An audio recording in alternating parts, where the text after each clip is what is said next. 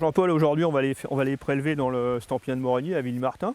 D'accord. Ça, la coupe, elle a l'air pas trop mal. Hein. Ok, bah, je vais chercher du matériel. Ouais, le on va matériel, prendre ça. Ouais. Celui-là. On va séparer les différents niveaux pour pouvoir mieux comprendre ce qui se passe D'accord. au niveau des environnements de l'un à l'autre. D'accord, parce que ce niveau-là qui s'arrête ici, Ouais. apparemment, de ce que je vois, c'est quand même très différent. C'est très différent, donc il y a un contact qui est un peu diffus, mais qui est assez bien marqué, on le voit bien. On peut même le marquer avec le doigt. Oui. Un contact où justement en bas la faune est pas très dense, un peu cassée. Et là on va arriver avec une grande densité de coquillages. Alors c'est assez riche, mais c'est souvent les mêmes qui vont revenir. Hein, ça va être ces coquillages-là, les glycyméris. Ah, les fameux glycyméris. Ouais, les fameux glycyméris, qui sont autres que des amandes de mer. Ah.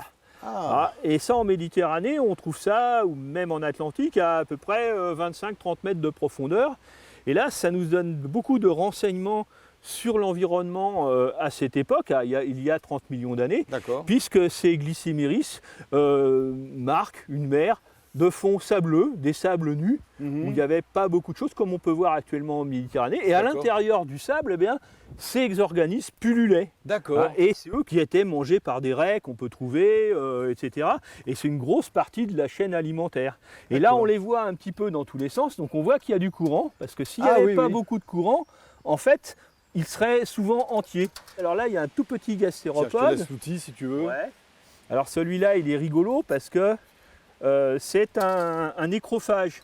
Ah. Donc lui, ça correspond un peu comme au bulot. Hein, c'est-à-dire qu'il va manger toute la charogne qu'il y a. D'accord, c'est un nettoyeur. C'est un nettoyeur, c'est un charognard, c'est le charognard du coin. Donc il n'est pas gros, mais quand on tamise, on va voir qu'on va en trouver beaucoup.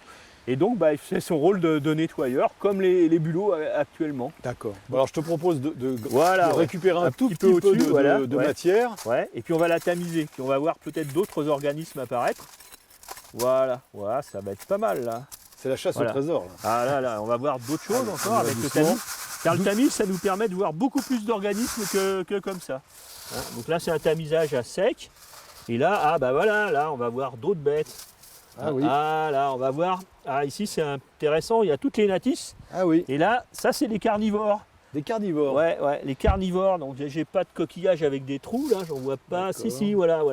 Un coquillage avec des trous. Ah oui, alors ça, c'est eux qui ont fait ces trous. Voilà, ça, le responsable, c'est ça. D'accord. Hein, ça, c'est les natisses qui vont perforer les petits coquillages en fonction de leur taille. D'accord. Hein, et puis, voilà. Ah oui, c'est incroyable. Ah ouais. Alors après des natisses, on va retrouver encore notre nécrophage. D'accord. Des jolis natisses qui sont ici. Hein. Et bien entendu, des glycyméris, et on va les trouver de toutes les tailles. Hein. On va trouver des petits glycyméris, on va trouver des gros. Globalement, on a trouvé à peu près ici une centaine d'espèces. Une centaine d'espèces. Ouais, voilà. Et qui sont bien marines, hein. C'est-à-dire que là, on est vraiment au moment où la mer stampienne, il y a 30 millions d'années, est au maximum de sa transgression. D'accord. Donc c'est vraiment un faciès marin, c'est pas lagunaire. C'est du marin franc, quoi. Ouais. Bon, écoute, ça me paraît déjà très clair. On va ranger. Eh ben, je pense qu'on va commencer à faire du lavage après. Après, on va faire du lavage, et puis voilà. Hop, d'accord, très bien.